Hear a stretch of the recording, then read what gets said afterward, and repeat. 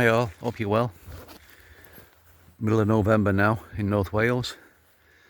So the leaves are all coming down off the trees and the roads are a bit more greasy. And there's cow muck and fertiliser everywhere. So the roads aren't great.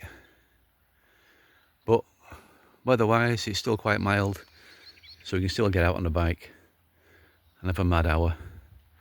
The only downside is you get covered in muck. So a couple of hours on the bike means about an hour's cleaning, which I suppose is therapeutic. Anyway, I've been looking at little bits and bobs to put on the bike, and there's 2 or 3 things I've spotted that long term might be good investments. The first thing would be a set of new rear shockers, the gas type piggyback shockers that you can get. Just over £100. I think they'd improve the bike's handling even more than the tyres did. But they're definitely something I'm thinking about. I've also been looking at these drive belt kits that you can get. And the drive belt would replace the chain and sprockets on the bike, which I reckon gives you a smoother running machine and cleaner, less oil and rubbish to fly around, and less maintenance. I don't know if that's the thing I want to do long term, but I'm definitely thinking about it. And if I see somebody else with one, I'll ask them, how they've got on with it. But the main thing I've been thinking about doing is the big bore kit, because you can get this 411cc big bore kit, and you basically just replace your top end, go from 350 to 411, which I know it's not a lot, but it makes a difference. And a couple of guys who I've seen on YouTube who've done it said, it's worth it. It's worth doing. It gives the bike more legs, which is better for, longer distance cruising, if you like. And I think keeping the bike long term, that would be a good thing to have. I mean, make no mistakes, if this bike was a 500cc, it would be a world beater. Absolutely, I'm convinced of it. But the 350 is just a bit too small for a lot of people. The 500cc, I think, would be spot on. I think it'd be a perfect balance for the size and the weight of the bike. And it's not stressed. This engine's not stressed at all. It's a really lazy, torquey lump. So banging the 411 top end on should make a nice bike long term.